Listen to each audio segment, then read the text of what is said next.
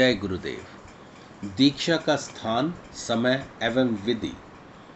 दीक्षा के स्थान के संबंध में शास्त्रों में भांति भांति के वर्णन है। गुरु, आश्रम, देव मंदिर, प्राकृतिक सौंदर्य युक्त वन प्रदेश, तीर्थ स्थान, गौशाला प्रशस्त स्थान है। आंवला अथवा विल्व वृक्ष के नीचे एकांत स्थान उपलब्ध हो तो वह भी दीक्षा के लिए उपयुक्त माना जाता है। शमशान, पर्वत शिखर अथवा गुफा भी दीक्षा के लिए उत्तम स्थान कहे गए हैं। अंत में ये कह दिया गया है कि गुरु यहाँ भी दीक्षा देना चाहे वही स्थान सर्वोत्तम है।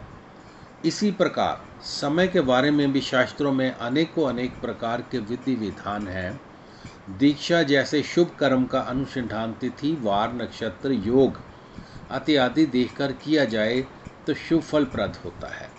इस संबंध में भी शिष्य को पूर्व ग्रह त्याग कर गुरु की इच्छा का ही समादर करने का विधान है। जब भी सद्गुरु कृपा प्राप्ति का अनमोल अवसर प्राप्त हो तभी साधक शिष्य को उसका लाभ उठा लेना महामंगलकारी होता है। अब दीक्षा विधि के संबंध में दो शब्द कहते हैं। यदि समक्ष दीक्षा का सुयोग मिल जाए तो शिष्य को सर्वप्रथम गुरु का विधि पूर्वक पूजन करना चाहिए तथा अपनी सामर्थ्य एवं श्रद्धा के अनुसार जो कुछ संभव हो गुरु को अर्पण करना चाहिए। यहाँ ध्यान देने योग्य मुख्य बात भावना एवं श्रद्धा की है। यदि श्रद्धा भावना दृढ़ होती है तो शेष बातें सब गौण हो जाती हैं। श्रद्धा भावना ना हो तो विधि पूर्वक पूजन तथा हाथी, घोड़े, वस्त्र, मिठाई, द्रव्य आदि सभी व्यर्थ होते हैं। दूर दीक्षा में साधक गुरु चित्र का पूजन आदि कर भेंट समर्पित कर चित्र के समक्ष ही बैठ जाए। यदि पत्र के द्वारा किसी मंत्र विशेष का उपदेश प्राप्त किया हो तो उस मंत्र का श्रद्धा समर्पण भाव युक्त होकर पाठ करे। यदि गुरु का चित्र उपलब्ध ना हो तो केवल उनका ध्यान करना ही पर्याप्त है। यहाँ मुख्य बात गुरु के प्रति समर्पण की है। जब साधक शिष्य अपने मन में पहले से कुछ बातों का निर्णय किए होता है तो गुरु को उन्हीं के अनुसार जांचने ढालने का प्रयत्न करता है तो उसे अभीष्ट फल की प्राप्ति नहीं होती। उन्नति में 8 गतियाँ। साधना में उन्नति की 8 गतियाँ होती हैं जिनका आधार दीक्षा का स्तर, वैराग्य की स्थिति एवं उत्साह होता है। दीक्षा का परिमाण भिन्न भिन्न साधकों पर भिन्न भिन्न होता है, जिसे तीव्र, तीव्रतर, तीव्रतम तथा मध्यम, मध्यम, मंद मध्यम तथा मंद, मंदतर तथा मंदतम इन 8 भागों में विभाजित किया जा सकता है। कई साधकों को तीव्रतम तथा दूसरों को मंदतम क्रियाएं आरंभ होती है। वैराग्य की अवस्था भी उन्हीं 8 स्तरों पर विभक्त की जा सकती है। कई साधकों को तीव्र वैराग्य, कईयों को मध्यम तथा कईयों को मंद वैराग्य होता है।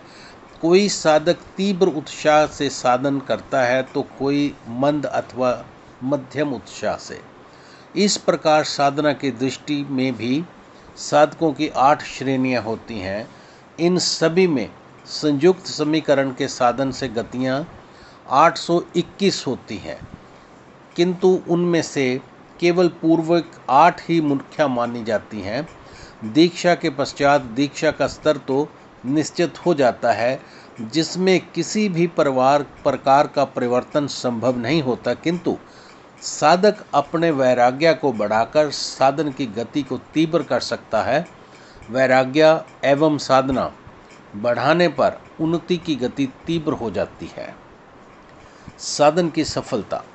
साधन की सफलता के लिए शास्त्रों ने साधकों को 4 प्रकार के वर्गों में विभक्त किया है। पहले तो वे होते हैं जिन्हें 3 वर्ष में सिद्धि प्राप्त हो जाती है। दूसरे साधक 6 वर्ष में सिद्धि लाभ कर लेते हैं। तीसरे साधक 8 वर्षों में सिद्धि पाते हैं एवं चौथे वर्ग के साधक 12 वर्ष में उन्नति के शिखर पर पहुंचते हैं। यहाँ तक एक शंका ये उपस्थित होती है कि शास्त्रों में 3, 6, 9 व 12 वर्षों की सिद्धि होनी बतलाई जाती है, जबकि हम जगत में क्रियात्मक रूप में ऐसे साधकों को देखते हैं जिन्हें दीक्षा के लिए 40-50 वर्ष व्यतीत हो चुके हैं, किंतु उन्हें आत्म सिद्धि प्राप्त नहीं हुई। तब सफलता का काल निश्चित करने का तात्पर्य क्या हो सकता है?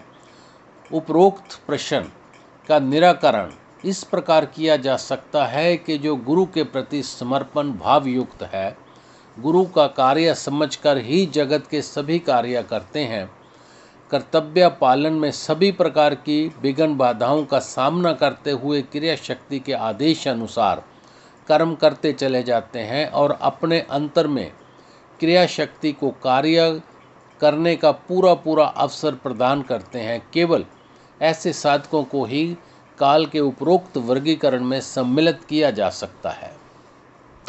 जगत में प्राय साधक साधना तो करते हैं, परंतु चित्त में विद्यमान अहंकार आदि को छोड़ने का प्रयत्न नहीं करते। ऐसे साधकों की शक्ति की क्रियाएं में विघ्न उपस्थित होता है और वे उपरोक्त 4 श्रेणियों से बाहर हो जाते हैं। जो साधक समर्पण भाग युक्त होता है, शक्ति की क्रियाओं में हस्तक्षेप नहीं करता, गुरु ईश्वर की ही सेवा मानकर सभी कर्म करता है, वही उपरोक्त 4 प्रकार के साधकों में गिना जा सकता है। जिस साधक में उपरोक्त लक्षण नहीं होते, वह तो इन चारों प्रकारों के साधकों की कोटि में आता ही नहीं। अधिकांश साधक साधना के इस वर्गीकरण से बाहर हो जाते हैं। उन्हें क्रियाएं होती हैं, आनंद भी आता है, किंतु उन्नति नहीं हो पाती। चित्त जैसे का तैसा ही वासना अनुकूल बना रहता है। अतः ऐसे साधक 40 वर्ष तो क्या 40 जन्मों तक भी वहीं के वहीं बने रहते हैं। जय गुरुदेव।